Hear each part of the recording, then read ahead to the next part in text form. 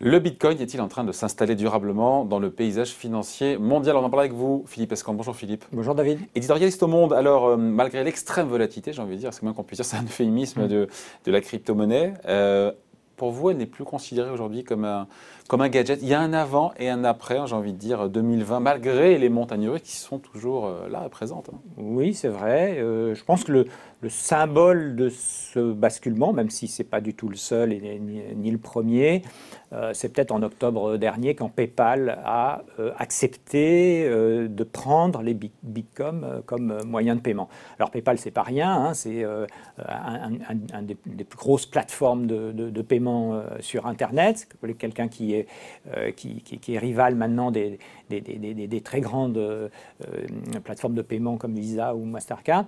Et donc le fait que PayPal accepte le Bitcoin, derrière il y a 26 millions de commerces dans le monde qui acceptent PayPal et qui accepteront le Bitcoin.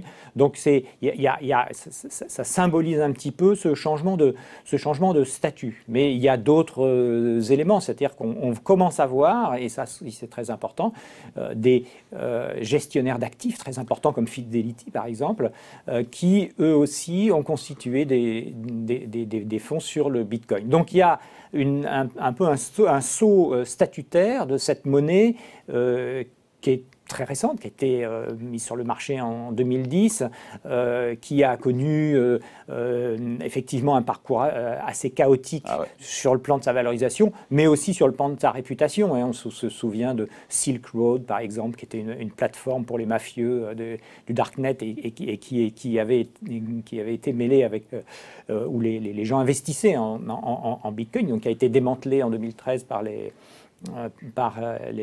États-Unis.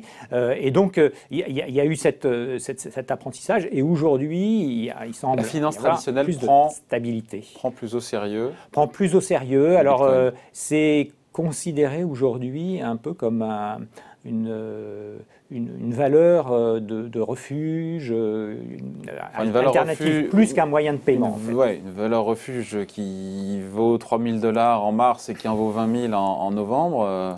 Tout à fait. Alors il faut. C'est pas un placement de bon père de famille, pardon. C'est pas tout à fait. Voilà. Alors c'est pas. Alors parfois on le compare à l'or parce que l'or aussi c'est un petit peu cette valeur refuge qui fluctue au gré de la conjoncture économique. La seule différence c'est qu'évidemment c'est les transactions sur le Bitcoin c'est beaucoup plus petit. Hein. C'est à peu près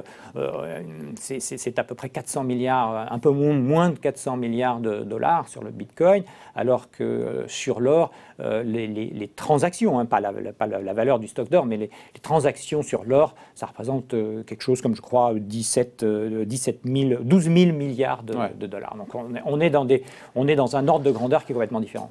Donc on se dit quoi? Donc il y a un avant et un après en 2020 pour le Bitcoin qui s'installe encore une fois dans le paysage? Oui, je pense que c'est très important cette histoire de statut. Le Bitcoin, c'est évidemment la monnaie chérie de tous les aficionados de l'Internet, hein, tous les geeks, les hackers, etc. C'est vraiment tous les gens qui sont sur le réseau adorent le Bitcoin. C'est vraiment leur monnaie.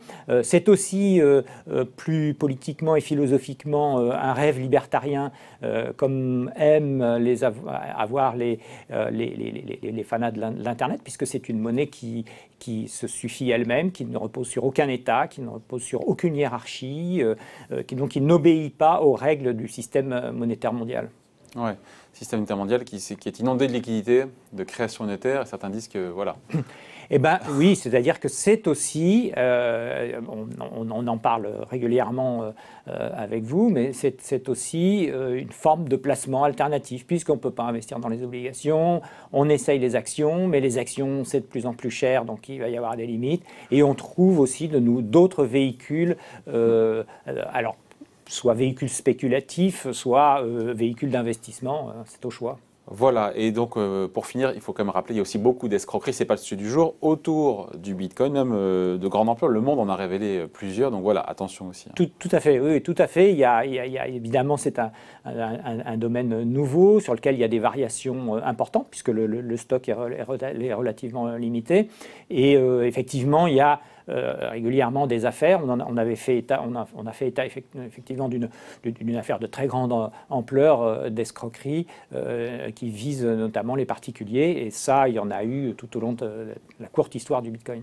Voilà, donc le Bitcoin qui s'installe maintenant durablement, manifestement, dans le paysage financier mondial. Fidelity qui lance un fonds, encore une fois, en Bitcoin, effectivement, c'est pas anodin. Ouais, ça interroge. Voilà, merci beaucoup Philippe Escan, donc éditorialiste au Monde. Bye.